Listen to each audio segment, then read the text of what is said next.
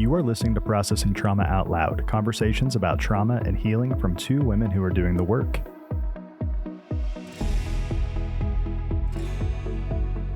Hey everyone, it's Kandace and Sher with Processing Trauma Out Loud. Sher, you and I did an episode last week on what does it mean to feel like you were complicit in the childhood sexual abuse that you experienced. We both agreed that it was a pretty heavy, hard topic, and we even got a little fired up in the end. We have a personal stake in this. Both you and I were sexually abused as children. We feel like we have a voice in this, and we also have done and are doing the work to heal and transform a lot of the perceptions and the beliefs and the sensations that we've held in our body that we confused us and we didn't know what was going on. After we recorded that episode, we began talking about what would it be like for us to share, how can you be a supportive person for someone that you care about and love that you know was sexually abused as a child, whether you're the spouse, the friend, the cousin, just any relationship. We're going to talk about ways that aren't helpful and ways that are helpful. If you want to kick us off with a few things, I don't know, do you want to start with what's not helpful or what's helpful first? Even as you're doing the introduction, I'm thinking about as I started to talk more about my childhood abuse, and I feel like for the first 40 years, I was pretty careful and quiet about it. So, I mean, it's not like I was talking about it constantly with every single person in my life, but I did let the people in my world know that this was my story, that I was struggling through, that I was doing therapy. Some people knew that, not everyone, obviously. I had a lot of people who were in my life that faded away, that just could not enter the conversation with me at all, that couldn't even really stay in a casual friendship with me, even though we weren't talking about it openly, but just faded away. And so I think this is one of the things that is not helpful,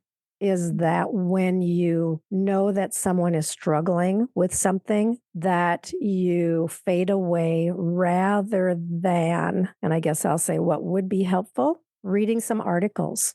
Today with Google it, read 3 or 4 articles, write down 2 things that you could come back to that person and say, I know this is going on in your life and I don't know very much about it. And if I'm honest, I will say I'm not super comfortable even talking about it. It's important to you. And because it's important to you, I want to learn. And so I just Googled a couple of things and I read a little. And here are 2 things that I read that really stood out to me. How easy is that?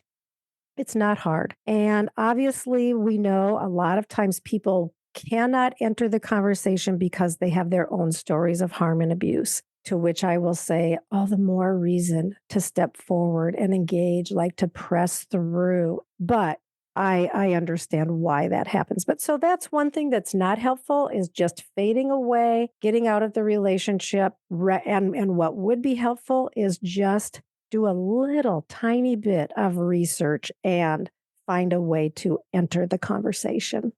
Yeah, that's really good. I like that. It feels very kind. I'm just thinking of maybe some of my stories in the past, and that someone would come to me and say, hey, I don't understand. Maybe somebody that truly doesn't understand because they haven't had that experience. But I really wanted to understand as much as I could. Oh, man, I can just feel the safety in that someone would move towards me in that way. I'll point out something that's not helpful and then add what's helpful. What we want to say is, if someone has had childhood sexual abuse, uncared for, unhealed, unseen, unloved, in that dark place, they're showing up in ways in life that are still very painful towards themselves, for sure, and also possibly towards others, and being able to develop healthy relationships. those ways can be completely avoidant and not being able to have intimacy. It can be addictions. It can be just reckless behavior. And if we're standing on the outside of that without any awareness of how someone truly moves towards change and how they're motivated to move towards that, and we think that it's through shaming, blaming, punishing, threatening, and controlling, actually, that might work for a little bit, but it will not help that person truly change and heal and transform. Now, I want to say the hardness of this is sometimes you do have to set boundaries. Boundaries aren't mean, boundaries are love. What I want to say to this person, one of the things that you can do to help a person who's showing up with unresolved childhood sexual abuse is you get yourself a therapist or a coach. You take really good care of you so you can open up space for how hard it is to see someone you love hurting and suffering. But if you're immediately going into judgment, and why don't they just stop? Can't they see how much pain they're causing? It actually doesn't move the person towards motivating a change. It takes them further into shame, which will take them further into the lie of whatever they're believing. And deeper into their coping mechanisms, whatever they're doing in relationships or with addictions, whatever. Yeah, and I want to name that might feel too hard for you to do, and it's okay. You can actually love someone by saying, this is really hard for me. I want to help you get, I want you to get the support you need. Sometimes, I mean, I know some current situations where someone says, I actually think that I'm hurting them more because I have so much of my own stuff going on. I can't be there for them in the way that they need. I mean, what integrity for that person to say their stuff is so triggering to me. It has now revealed to me I've got stuff that I need healing and transformation in before I can even try to hold their stuff. Yeah, and I'm thinking particularly of parents of teenagers, because when children are abused in early childhood, younger years, sometimes parents don't know. I mean, that's the truth. A lot of times it happens through a babysitter, maybe through a teacher or through a leader of some kind, even a neighbor child, or even a sibling, right? I mean, or a grandparent. And a lot of times the parent does not know, does not recognize it. And then all of a sudden the child hits adolescence or even pre-adolescence, and there are big behavioral changes and big personality changes. And when you see changes like that happening in your child, how do you move toward? How do you stop yourself from just labeling them as being rebellious or unwilling to conform to whatever your rules are or whatever? And rather than pushing them away through some form of judgment, how do you move toward them? And this, Kandace, might require you to do your own work. Exactly. I just wrote a book about this. Oh, really? And it's not published yet. Oh, yeah, yeah. I wrote a book about it. I thought you said read. I know, yeah. But how do you, and I love what you're saying here, that parents, sometimes we need to do our own work in order to help our children because we cannot take someone further than we have gone. If the behaviors of your children are triggering things in you, and that might be anger, or maybe some memories of your own have come up, or whatever the case may be, do your own work so that you can engage your children and help them find healing as well. It's the number one thing. Your children in those teenage years will trigger what it was like for you as a teenager. Let's just say that you're not being triggered.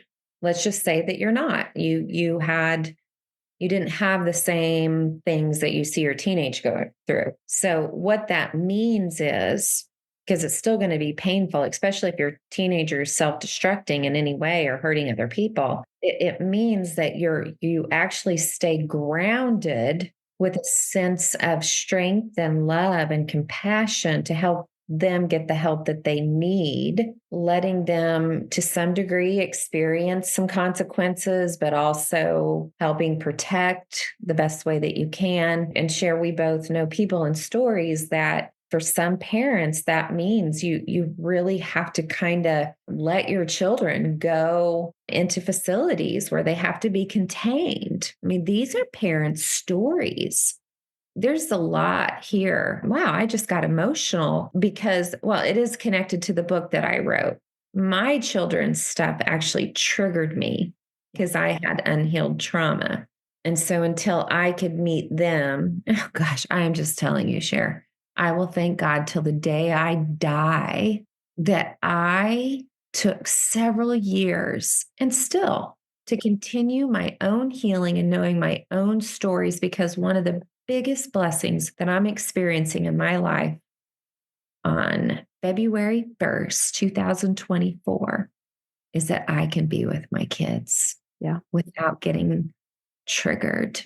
Yeah. And what a gift for you and what a gift for them that you are able to stay grounded and stay connected and enter the places of their pain. That's what we're talking about here today. What's it like for you to be in a relationship with someone that you love?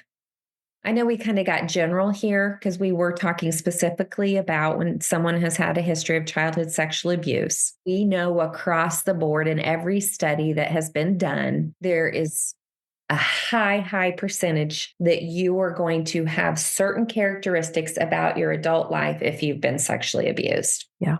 And here's what I want to say. Yeah. Until we talk about this more and more, the shame of that keeps people hidden. Yeah. And we want to say, it wasn't your shame. There are some things that we need to do a better job as a society at educating people on.